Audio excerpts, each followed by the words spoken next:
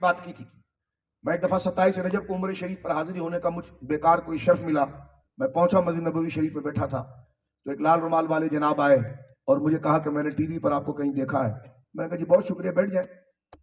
اس نے کہا تمہیں پتا ہے آج 27 رجب ہے؟ میں نے کہا ہاں، اس لیے میں درود شریف پڑھ رہا ہوں یہاں بیٹھ کر. کہنے لگا آپ کے پنجاب اور پاکستان کے اندر تو 27 کو بڑی محفلیں ہوتی ہیں. وہ انڈین وابی تھا. محفلیں ہوتی ہیں. میں نے کہا الحمدللہ 27 رجب کو معراج النبی کی محفلیں ہوتی ہیں. کہنے لگا اس کا ثبوت استی نے جڑا دیا. میں نے کہا شلوار بھی کھوس لے. اب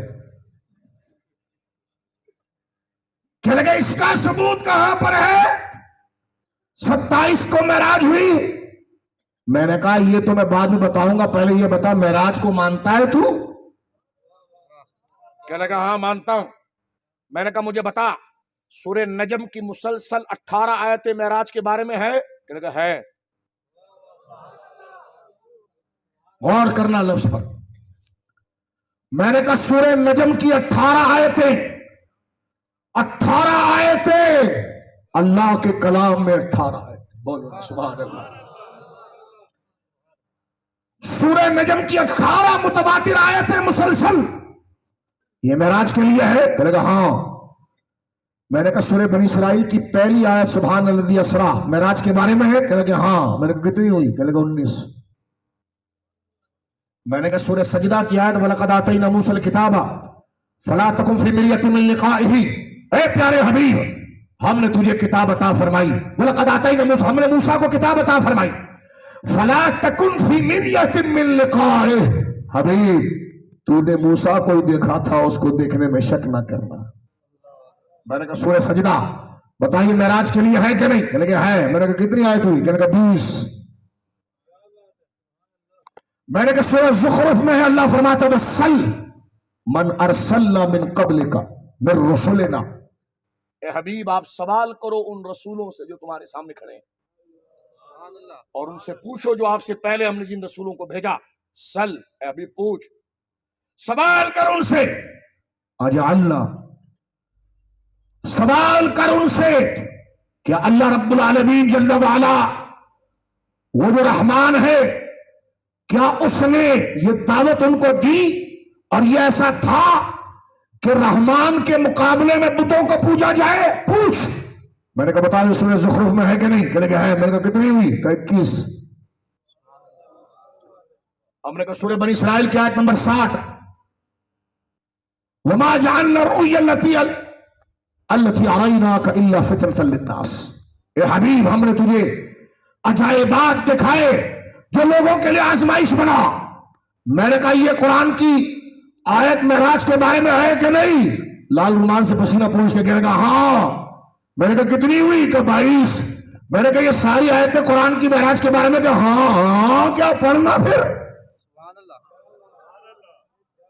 توجہ ہے. ہاں. میں نے کہا 18 آیتیں معراج. ہاں. میں نے کہا سورہ بنی اسرائیل کی کہ ہاں.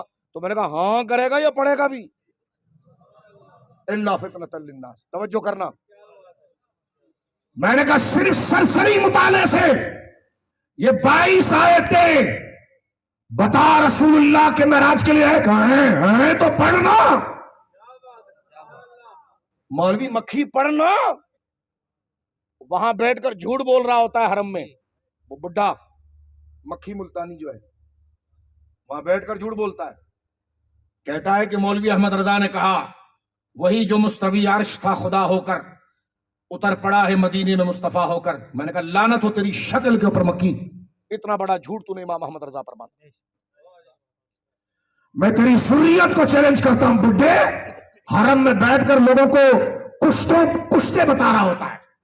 اس کی ویڈیو کلپ فوش باتیں کر رہا ہوتا ہے حرم خدا میں بیٹھ کر، اور مرچی لگتی ہے تو میلاد کے جھنڈوں سے اور بھونک رہا ہوتا ہے معراج سے.